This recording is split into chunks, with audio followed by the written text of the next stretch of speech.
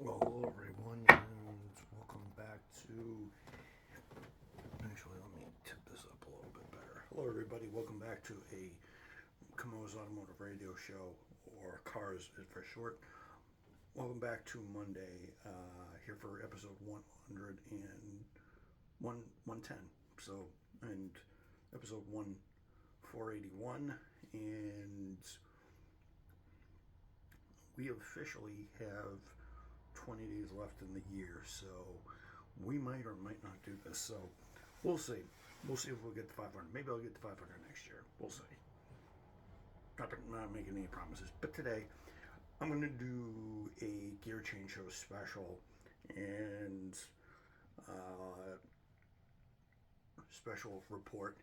And this is not going to be a long one. This is not going to be a 20-minute lesson on turbos or gearboxes or hybrids. I'm going to weigh some of my thoughts on the recent announcement of the delaying of the hybrid system in the Indy cars till the second half of 2024, after the Indianapolis 500. So one of my thoughts about this newfangled hybrid system that is said to deliver somewhere in the region of 150 horsepower to the engines during the race and during qualifying. So my thoughts on it, and my thoughts on what IndyCar is really doing, and how interesting this is going to be.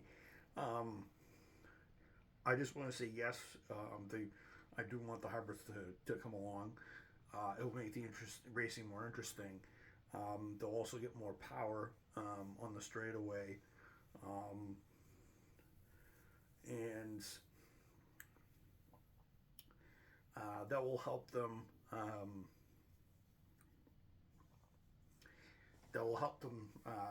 Increase. I don't think it will help them increase the speeds.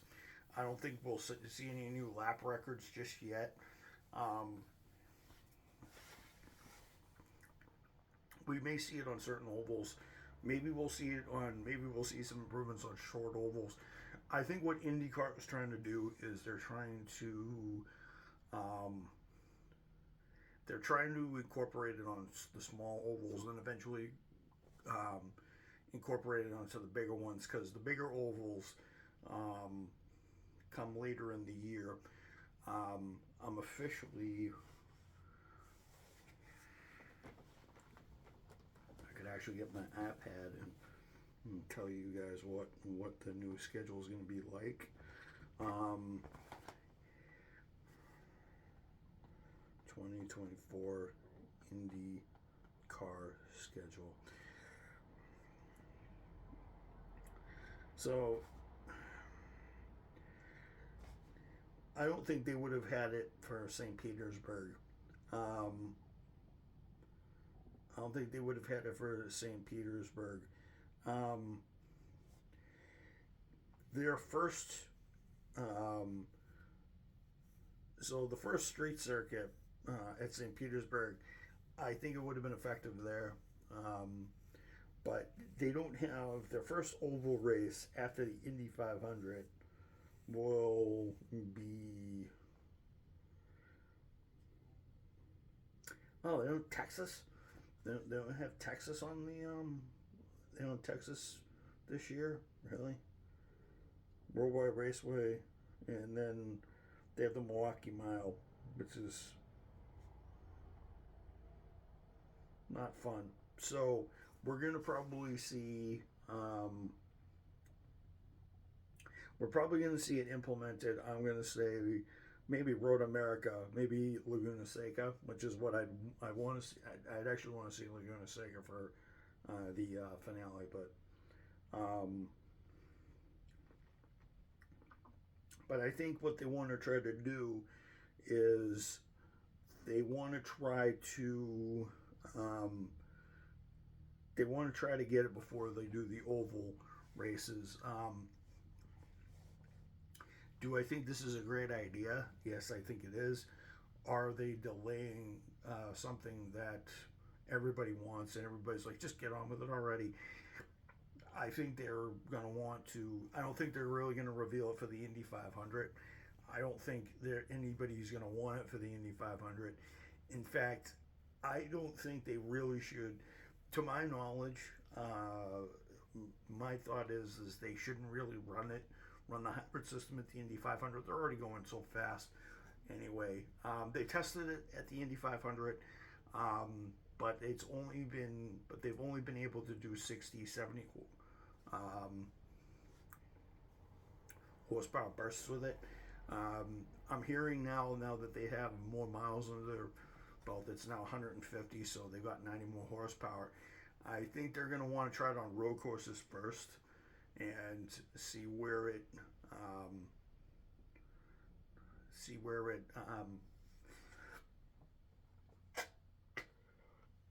see how it does, and then they'll figure out activation zones and ways how to activate it in the off season. I mean, I've heard the engines when they're on it.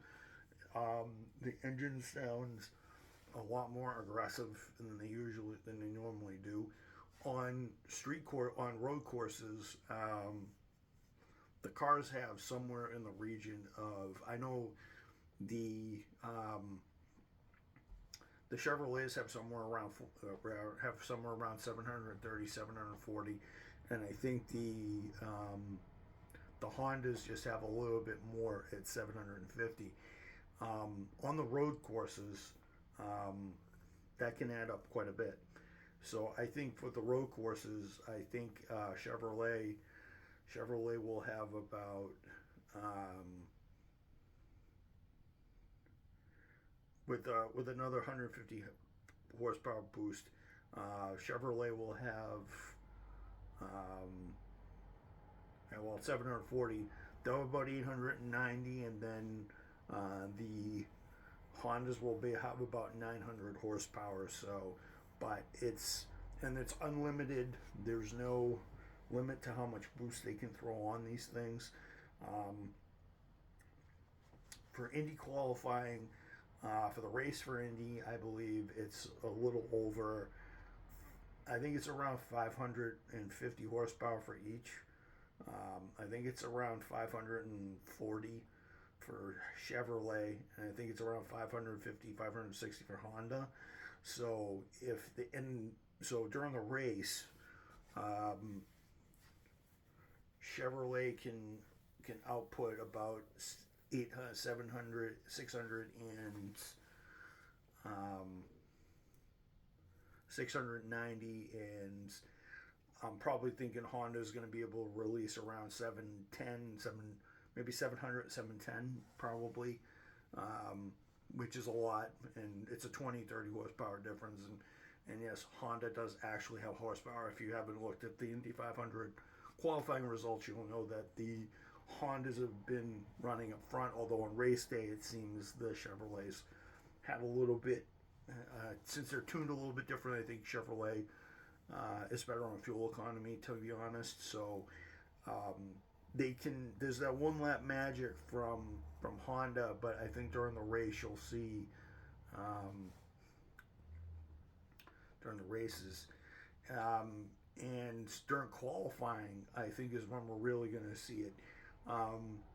I think somebody said Chevrolet was somewhere in the region of 625, and I think Honda was in the region of 630, 640 probably.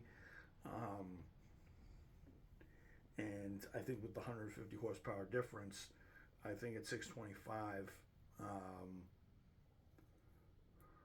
I think with another 150, you'll have 700, and you'll have a 775 pound boost for the Chevrolets, and at 630 horsepower, I think you'll have the Hondas at 780, which, it's maybe a 510. I'm going to say it's maybe a 5, 10, 15 horsepower difference between the motors. Could be more, because Honda's always putting that time in. So And seeing as they've been champion the last couple of years, I see that to continue a little bit. With the revised dynamics, I can see them pushing a little harder. So do I think that Chevrolet and Honda are supposed to do this? Yeah, I think so. I don't think we'll have to wait and see how things turn out. It's definitely going to be more competitive with the hybrid system, and I think the cars are going to be a little heavier than they were a couple of years ago. I think the cars have gotten lighter. In fact, I think they're lighter than. I think they're lighter than their kart equivalents back in the '90s. I think the kart cars were around 1,700 pounds. These cars are around 15 to 1,600 pounds, give or take. I think at the road courses, I think they're heavier, and at I think at Indy I think they're like 15. I think at road courses they're about 1,650 pounds, and I think at the road courses they're about 1,500 and change. I think with the new hybrid system, I think the cars are going to be a little bit heavier, probably 1,600 pounds, and at the road courses maybe 1,700, 1,800 pounds, 1,800 pounds. It depends on what how much the batteries weigh the car, how much the MGU and the MGUK, the kinetic and the recovery systems. The MGU and the MGKU and whatnot. We'll see how that all goes. I definitely want to see it happen. I don't want to see it during the Indy 500 because the track's already fast enough. In fact, I think we may see a new lap record unless it rains or something like that. And maybe they're not going to maybe they're not going to put it on ovals. Maybe they will just put it on road courses, and maybe during wet weather they won't run the hybrid system because they won't run the hybrid system in its full capacity. Maybe they'll run 50 horsepower instead of 150, just to make sure there's no wheel spin or accidents or any problems.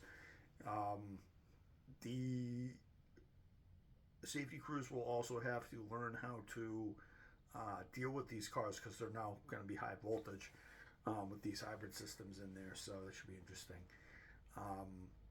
So I think it's very cool. I'm not bummed out that it's delayed because typically this is the first for those of you who grew up in the 90s or watched IndyCar in the 90s. A lot of you guys will know that this is kind of the first tech innovation in the series since in the IndyCar series since the 1994 when Roger Penske introduced the Ilmor Mercedes 500i V8 that made over 1,025 horsepower, rumored more. That's the last technical innovation that Ford, Chevrolet, or Honda ever made, because that engine got squashed and they weren't able to return next year with the 500 because they didn't want just one team showing up and dominating, even though Penske could have offered its Ilmor customers something, and I know Chevrolet and I know Ford could have come up with something as well, but a lot of people thought it was very unfair, even though there were stock block engines. And a lot of people said, well, Roger Penske has a lot of money, he can spend that type of money and he can blow us all out the door. So this is the first tech innovation in a long time, and I think IndyCar is trying to protect the fact that it is a series based on old traditions and stuff like that. They've come up with some innovations. They come up with the rear wing. The rear wing is not as prominent anymore. They now have the aero screen. They look like spaceships, technically. If you've ever seen an Indy car from when the aero screens were introduced, they technically look like spaceships and rocket ships and jet fighter. They basically look like jet fighters when they're in super speedway configuration. There's not too many big super speedways on the calendar. I think Worldwide Technology Speedway is. I think Worldwide Technology is big one. Iowa Speedway, I know, is not the Iowa Speedway. And Iowa Speedway, finally good to see Iowa come back. Yeah, I was right. Iowa is a 0.875 mile oval, and the lap record here has not been touched. Iowa Speedway has been. Then there's World.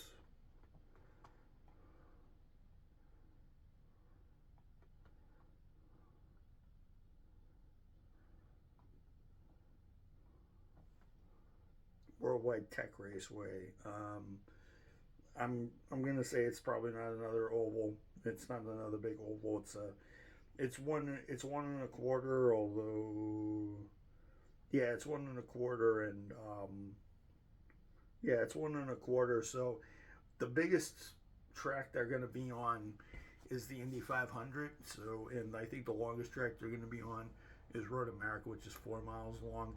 Although it's not an oval, it's a road course. So I think they're going to try what they're going to try to do is they're going to try to go on the small ovals first, test it out, and not endanger the drivers, because the speeds at Iowa and World in Gateway or Worldwide Technology Raceway, the speeds are slightly smaller. Yeah, the speedway's slightly smaller, and they don't run the full.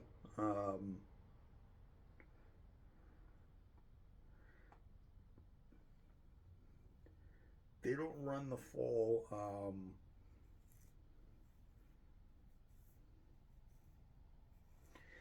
Now, CART has run. Now, CART did actually run. Now,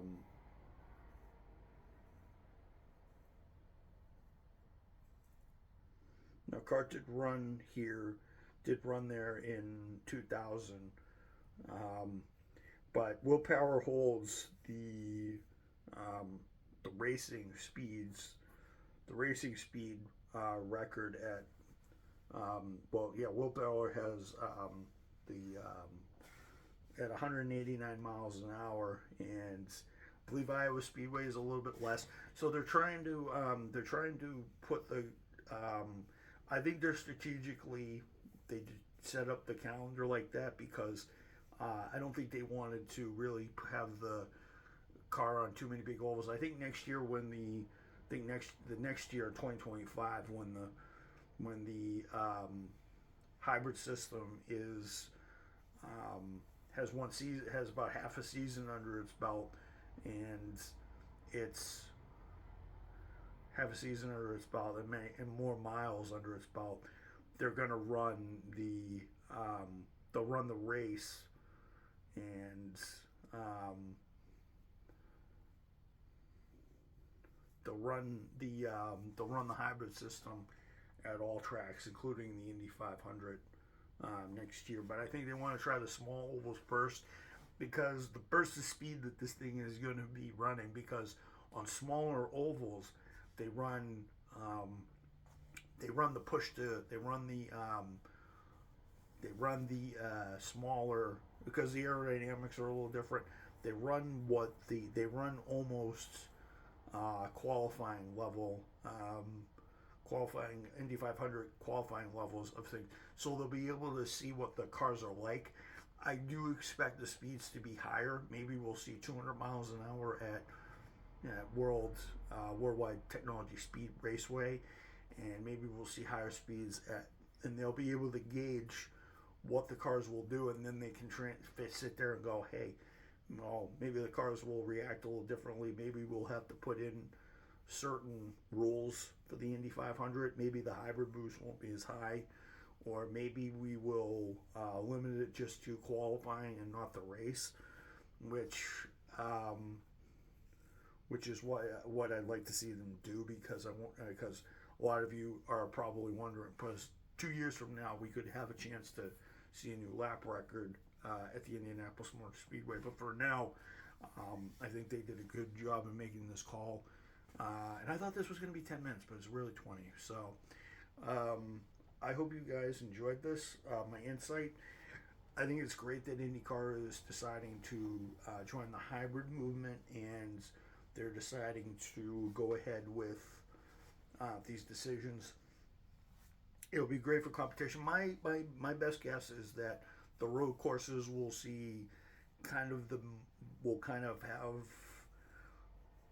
have the better effect on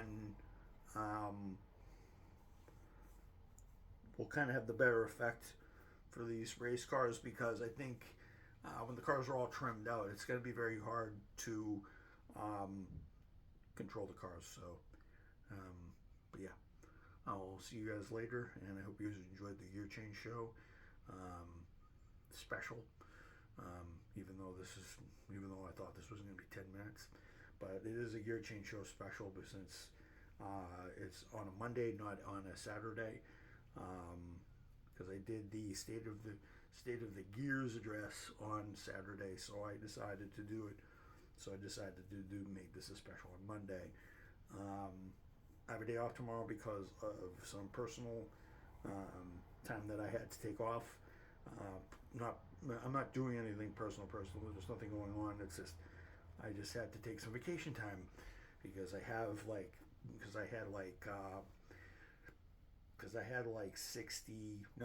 74 hours of vacation time. So yeah, I'll see you guys tomorrow. I'll try to shoot in the afternoon, probably maybe 4 or 5 o'clock.